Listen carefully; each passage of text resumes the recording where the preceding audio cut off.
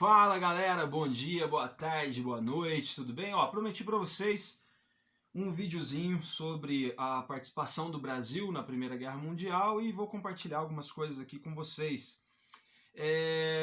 Eu não sei que momento você vai assistir esse vídeo, mas vai ter aqui, né, nessa mesma plataforma aqui, um vídeo sobre a Primeira Guerra Mundial e a participação, e a Primeira Guerra em si, né, em história geral. Aqui, hoje, agora, quero falar rapidamente sobre a participação do Brasil para tentar acertar uma visão que a gente tem, porque normalmente isso é, às vezes, um problema nós mesmos, professores de história. Às vezes a gente tentando buscar ali uma situação engraçada para chamar a atenção de vocês, a gente acaba não contando direito uma história e deixando um negócio assim meio, sabe, o Brasil, nossa, que bosta, né, cara? Brasil, olha aí, cagada que nós fizemos, que presepada, né? Normalmente, como que é contada a participação do Brasil na Primeira Guerra Mundial? Tenta lembrar de quando você ouviu, assistiu, viu isso em algum lugar. Normalmente se fala que foi uma participação pífia, que foi que o Brasil fez feio, porque tipo assim, e aí quando ele chegou lá, a galera já tava com gripe espanhola, isso vem pro Brasil depois, né, a doença.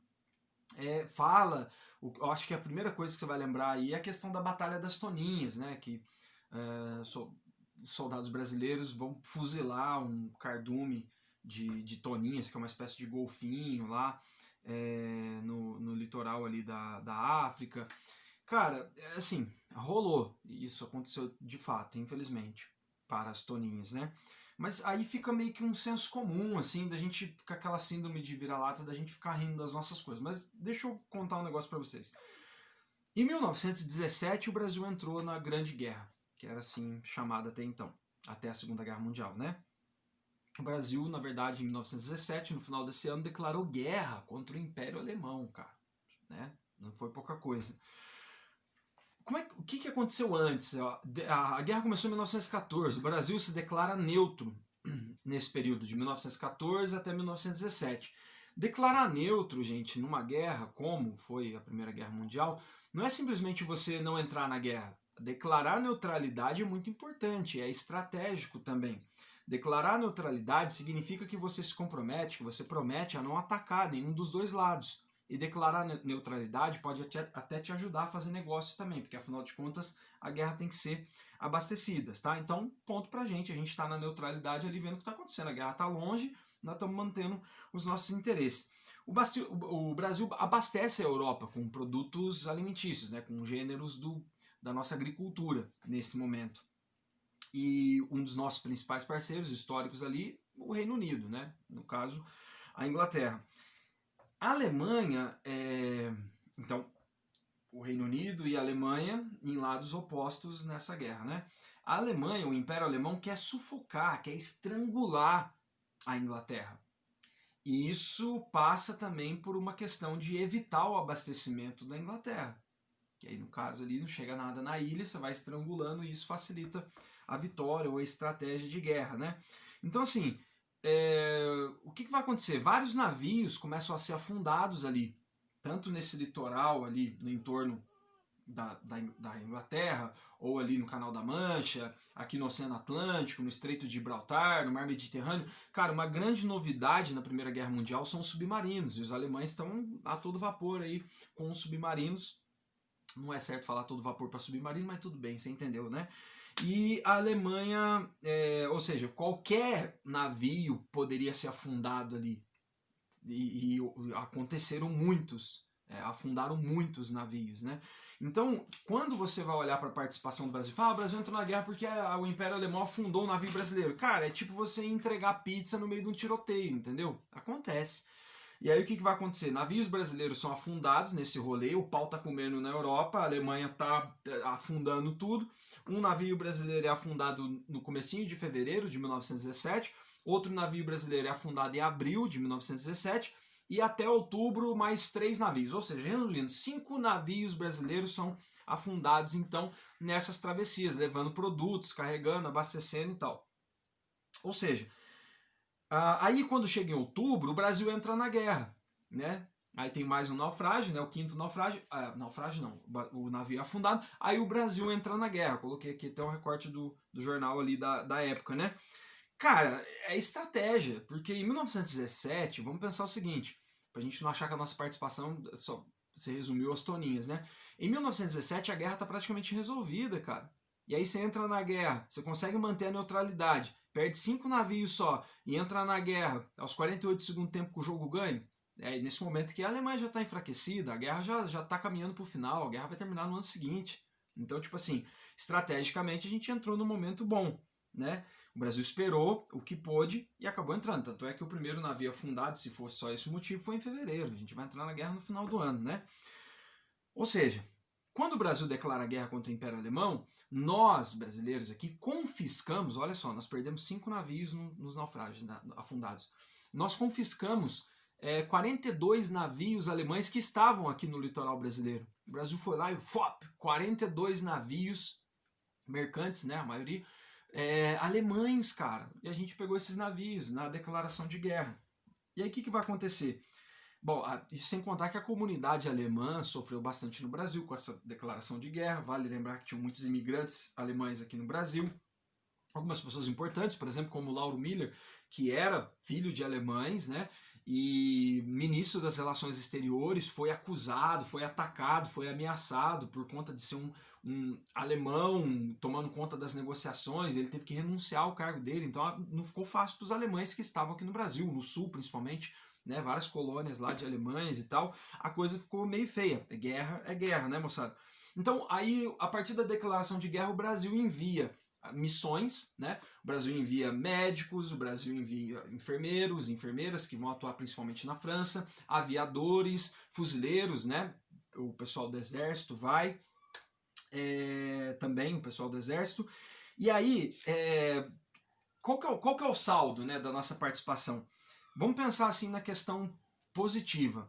Nós temos um treinamento militar que é dado para essa rapaziada aí, e depois esses oficiais voltam para o Brasil com, né, participou da Primeira Guerra Mundial. A diplomacia, a diplomacia brasileira ganha bastante, porque o Brasil conseguiu acordos diplomáticos aí, conseguiu participar do processo, isso foi interessante. No acordo de paz, né, no famoso, na Conferência de Paz de Paris, aí teve uma presepada, aí sim é uma presepada, é a fita das fitas das fitas, porque você tem, quando vai fazer a Conferência de Paz, tem muitos acordos de paz no final da Primeira Guerra Mundial. Todos os países que participaram, tomando o lado, e foi o caso do Brasil mesmo, que é o 48 do segundo tempo, você participa da Conferência de Paz, para quê? Para você colocar os seus interesses no tratado que vai ser assinado ali. O Brasil manda uma comitiva para lá com o Epitácio Pessoa, que vai ser presidente aqui no Brasil em breve. Então, em 1919, no comecinho do ano, o Brasil vai com o navio da alegria lá para Paris. Imagina, cara, isso é vergonha, porque o Brasil tinha interesses pequenininhos nesse tratado. O Tratado de Versalhes, que vai ser assinado nessa Conferência de Paris, o famoso Tratado de Versalhes, vai ter uma aula aqui, História Geral, para falar dele. Cara, o Tratado de Versalhes tem 440 artigos. Tinha 2 artigos que diziam respeito ao Brasil. Então tinha alguns países ali que era considerado assim, países de interesses especiais. Só países importantes. O Brasil, a Haiti, a Libéria. Então, tipo assim, sabe? Os caras, ó, vem aí, sabe aquele negocinho? Ó, passa lá em casa pra tomar um café. Ó, vem aqui pra gente fazer o acordo de paz. E o Brasil me manda, mano, um navio com Epitácio Pessoa e mais 700 pessoas pra passear em Paris. Imagina, eu chamo alguém pra tomar um café na minha casa, para um busão aqui na porta, desce 60 negros lá de dentro, cara. Aí o Brasil essa foi presepada mesmo. Fomos participar dos nossos interesses. Os nossos interesses eram o seguinte: o Brasil queria receber os 2 navios afundados e o café que tinha perdido nessa afundada aí dos navios. Só que a hora que senta para conversar, aí veio à tona os 42 que o Brasil tinha tomado. Né, os alemães lá, né, naquela posição humilhante, e aí o Brasil, a gente quer receber os 2 navios e o café. Aí mas vocês pegaram 42 navios, nossa, né? Aí o Brasil, então beleza, então. Aí, tipo assim, a gente já tinha desmontado, vendido as peças, pintado os navios alemães aqui no Brasil. Então, tipo, 2 navios? Não, 5 navios, perdão. Brasileiros contra 42 que a gente tinha pegado dos alemães. Bom, teve bom, né? Já tinha aí já tava usando os navios aqui, então bom. Para finalizar o papo aqui, para não passar, vai passar de 10 minutos, mas só um pouquinho. E o saldo negativo, César, dessa participação do Brasil? Ó, o último positivo, Brasil teve um destaque nessa diplomacia internacional aí, foi ok, foi tudo bonitinho, tranquilo, tá? O negativo é o seguinte, o episódio das Toninhas, lógico que aparece como piada e tal, mas se popularizou demais, né? Mano, guerra tem cagada demais, todo mundo faz cagada em guerra. Então você imagina, você tá indo, aí pô, você vai pra uma guerra mundial, num continente diferente, passa pela África pra ir pra Europa, todo mundo tenso, ninguém tinha participado daquilo, o cara chegando e falando, mano, que roubada, no meio da viagem um monte de gente com a gripe espanhola, aquela treta, o que eu tô fazendo aqui, você tenso. E aí vê os caras e põem pilha, fala, ó, mano, os submarinos alemães estão pra todo lado. Viu a água mexer, mete bala. Essa era a orientação. E aí os caras estão ali, amanhecendo o dia, de madrugada tal. Quando vê um louco grita que tem um negócio na água e dá um tiro, mano, até quem tá morto ressuscita pra atirar, caramba. Se você tivesse lá, você ia atirar, eu também ia. E aconteceu. A hora que baixa a poeira, tudo, sangue sobe, puta que pariu. Aí começaram a zoar a gente. Só que assim, esse episódio vai ser mais contado pela gente do que por eles. Agora, se alguém um dia for tirar sarro de você, não brasileiro que zoa com essas coisas aí, você sai fora, porque esse aí é vira-lata, esse aí não sabe o que é ser brasileiro. A gente tem que valorizar a nossa história também, o nosso rolê. Então, tipo assim, a história do Brasil é linda, é fantástica, é maravilhosa, é a melhor disciplina do mundo, é por isso que eu adoro estudar e ensinar ela. Cara, tudo bem, rolou as toninhas, certo? Mas assim, isso foi em 1917, não tem tecnologia nenhuma, cara. Você tá ali numa friaca do caramba esperando pra dar um tiro. Quando alguém tirar sarro disso, você conta que em 1982, na famosa Guerra das Malvinas, aqui, ou Falklands para os ingleses, a Argentina quis enfrentar a Inglaterra, teve uma guerra, né? Cara, nessa guerra, com toda a tecnologia que existia nos anos 80, a marinha inglesa, a famosa marinha inglesa, torpedeou, mano, destruiu, explodiu um monte de baleia aqui achando que era submarino, cara. Aqui no Atlântico Sul. E ninguém fala nada. Eu tô falando, né? Os caras também fizeram isso. Mataram Tony, matou baleia achando que era submarino. Em 1982, pô, isso aí foi mais feio, cara. Eu tenho dó dos bichos, mas tipo assim, presepada acontece. Bom, coisas ruins para finalizar. Saldo negativo. Não é que é bem negativo, mas assim, aumenta o fluxo de imigrantes europeus para o Brasil. Tem que tomar atenção com isso aí, porque a gente vai falar disso em outras aulas. No momento, por que eu estou colocando com algo negativo? Começa a chegar muito imigrante no momento de guerra, rivalidade e tal, no momento em que o Brasil tá ali reforçando traços nacionais, o verde, o amarelo, daqui a pouco vem a semana de arte moderna, modernismo, brasileiro e tal.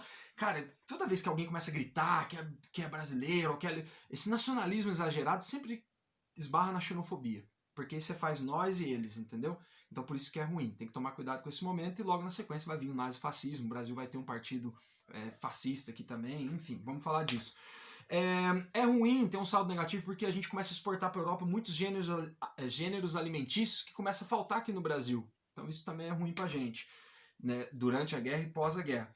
E o mais importante que eu acho, o mais negativo, é que nesse rolê de guerra e tal, o Estado, o governo brasileiro, que já estava enfrentando movimentos de oposição dos tenentes, dos trabalhadores e tal, aquela galera que é contra a república oligárquica, o governo aproveita esse estado de emergência de guerra para poder reprimir esses movimentos de oposição. Isso é feio demais para a nossa história. Beleza? Então essa é um resuminho aí da participação do Brasil na Primeira Guerra Mundial, para além dessa questão das toninhas. Isso, você tá vendo? É muito pequeno perto do que eu acabei de contar agora. Isso é um detalhe da história, não é o principal. A gente pode contar, pode dar risada, pode fazer a cena dos caras, ai mano, que fita, a fita das fitas das fitas. Pode, mas precisa falar sério e colocar a história do Brasil no lugar que ela tem que estar. Que é uma história séria, bonita, que deve ser contada. Beleza?